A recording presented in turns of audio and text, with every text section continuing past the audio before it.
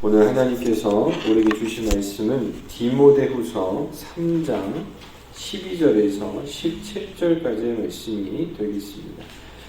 무릇 그리스도 예수 안에서 경건하게 살고자 하는 자는 박해를 받으리라. 사람들과 속이는 자들은 더욱 악하여져서 속이기도 하고 속이기도 하나니. 그러나 너는 배우고 확신한 일에 거하라. 너는 내가 누구에게서 배운 걸 알며 더 어려서부터 성경을 알았나니 성경은 능히 너와 하여금 그리스도 예수 안에 있는 믿음을 말미암아 너에 이르는 지혜가 있게 하느니라. 모든 성경은 하나님의 감동으로 된 것으로 교훈과 책망과 바르게 함과 의로 교육하기에 유익하니 이는 하나님의 사람으로 온전하게 하며 하나님니다. 아멘. 성도의 삶은 본래 불편한 것입니다. 많은 분들이 예수를 믿게 된 동기가 복을 받고 마음의 평안을 얻기 위해서 예수를 믿는 것인데, 이러한 분들에게는 성도의 삶이 불편하다라고 하는 말이 또 힘들게 들려질 수도 있습니다. 마귀는 결코 경건하게 신앙생활을 하는 성도를 가만히 내버려 두지 않습니다. 12절 말씀해 보니까 무릇 그리스도 예수 안에서 경건하게 살고자 하는 자는 박해를 받으리라 말씀하고 있습니다. 우리가 이 말씀을 읽으면서 여러 가지 생각이 드는 것이지요.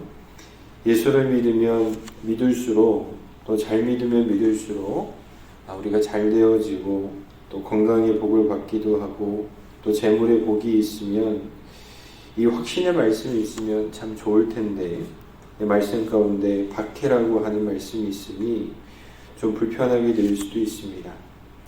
예수를 잘 믿어야 되나 그런 생각이 들 수도 있습니다. 고난 없는 영광은 없다. 고난이 없는 영광은 없다.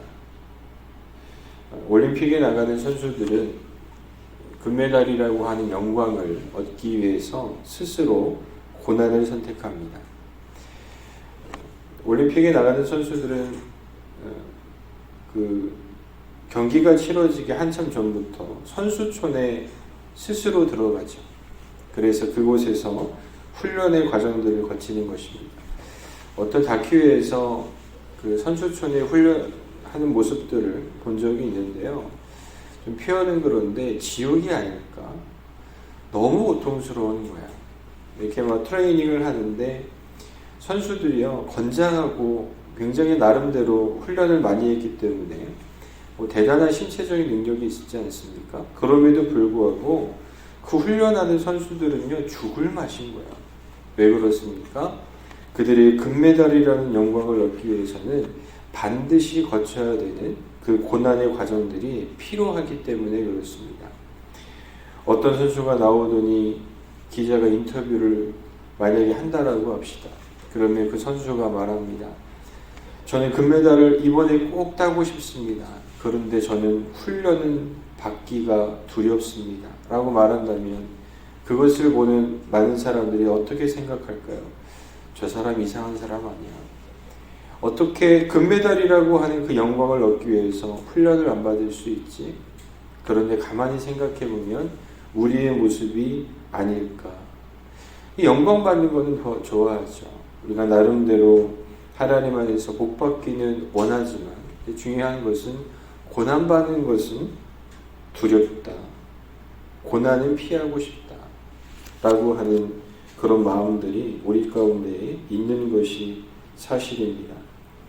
그래서 12절의 말씀을 좀 이렇게 뒤집어서 해석을 해봤으면 좋겠습니다. 너희 삶 가운데에 네가 감당하지 못하는 그런 고난과 어려움이 있냐? 그러면 영광의 그날이 멀지 않았다. 고난이 있다라고 하는 것은 그 뒤에 하나님의 영광이 감추어져 있는 것입니다. 그래서 고난의 그늘이 깊어지고 그 고난의 새벽이 다가올 때 우리는 하나님의 영광을 기대할 수 있어야 됩니다. 그러면 어떻게 박해를 이겨내며 경건한 성도로 살아갈 수 있을까? 배우고 확실한 일에 우리가 거해야 됩니다. 14절의 말씀. 그러나 너는 배우고 확실한 일에 거하라. 너는 내가 누구에게서 배운 것을 알며 말씀하고 있습니다. 새 번역에 보니까 이렇게 번역합니다. 그대가 배워서 굳게 믿는 그 진리 안에 머무십시오 말하고 있습니다.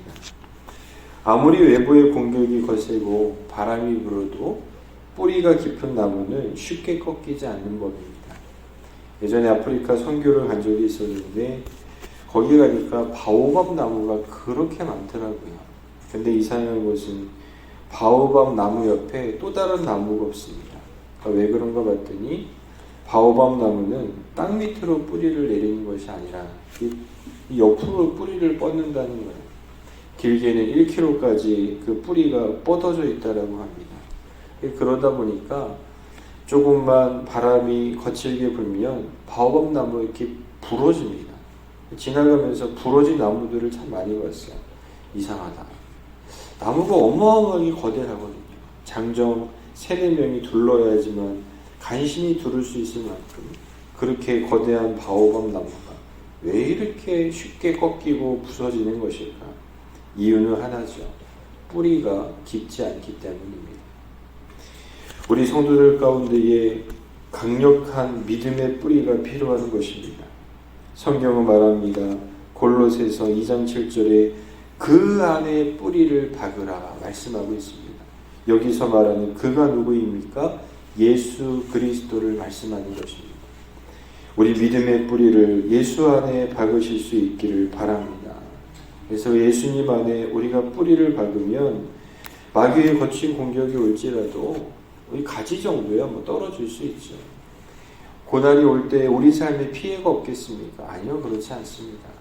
예수 믿으면 우리가 세상 사람들이 받는 고난 똑같이 받을 수도 있습니다. 우리가 예수 믿는다고 해서 우리가 지난 3년간 코로나로 힘들지 않았습니까? 코로나가 비껴가죠? 아니요, 그렇지 않습니다. 코로나가 예수 믿는 사람이건 예수 믿지 않은 사람이건 동일한 고난이었습니다. 중요한 것은 뭐냐면 마귀가 우리를 갈라놓고 마귀가 우리를 해할 수도 있지만 중요한 것은 쓰러지지 않는다. 아니 쓰러질지라도 그 뿌리가 건강하면 다시 회복할 수 있는 것입니다. 성도의 신앙의 본질은 꺾이지 않는 것이 아니라 다시 회복하는 데 있습니다. 세상 사람들은 고난이 오고 어려움이 오면 넘어집니다. 그냥 꺾여버리는 것입니다. 좌절하고 절망할 수 있지만 성도는 다릅니다. 성도는 다시 한번 일어나는 것입니다. 그래서 우리 성도들 가운데 정말 중요한 영성이 있어요. 한번 따라해 보실까요? 회복하는 영성. 회복하는 영성입니다. 고난이 올지라도 그 고난 앞에 우리가 무릎 꿇지 아니하고 다시 한번 회복하는 영성. 그 영성이 너무너무 중요하다. 두 번째로 성경을 배움으로써 나를 향한 하나님의 목적을 알아야 합니다.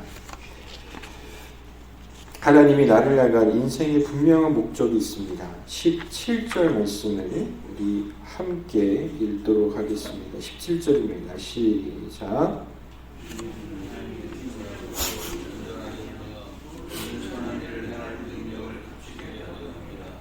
선한 일을 행할 능력을 갖추려 함이니라 말씀하고 있습니다. 무슨 뜻일까요? 선한 영향력을 행하는 믿음의 사람이 되라는 것입니다. 그러기 위해서 우리 가운데 필요한 것이 무엇일까요? 16절 말씀해 보니까 모든 성경은 하나님의 감동으로 된 것으로 교훈과 책망과 바르게 함과 의로 교육하기에 유익하니 말씀하는 것입니다. 성경을 배우라고 하는 것입니다. 성경은 우리 삶의 분명한 방향과 목적을 보여주는 것입니다. 그래서 우리 인생의 길 앞에서 어디로 가야 될지 방황하고 그리고 삶의 목적이 불분명해지고 그리고 혼란스러울 때 우리가 봐야 되는 것은 무엇일까요? 그것은 바로 말씀인 것입니다. 그 말씀에 나침판이 있으면 사막과 같은 인생이지만 우리가 그 가운데에서도 우리가 바르게 하나님이 우리에게 보여주신 인생의 목적과 방향을 향해서 나아갈 수 있다라고 하는 것입니다. 어두운 터널을 지나갈 때 그 어두움이 나를 엄습할 수 있지만 우리는 두려워하지 않습니다. 말씀의 등이 우리의 앞길을 비추기 때문입니다. 저는 여러분들의 삶에 하나님 보시기에 영광스러운 삶이 되기를 주님의 이름으로 축원합니다. 핍박과 고난이 올지라도 우리는 그것을 피하지 않습니다. 우리는 맞섭니다. 그것을 가능케 하는 것은 우리가 예수 그리스도 안에서 뿌리박은 그 진리의 말씀을 붙드는 믿음의 신앙이 있기 때문입니다. 오늘도 하나님 주시는 그 말씀 안에서 우리가 우리 앞에 있는 고난들을 넉넉히 이겨내며 믿음으로 승리하기를 주님의 이름으로 축원합니다.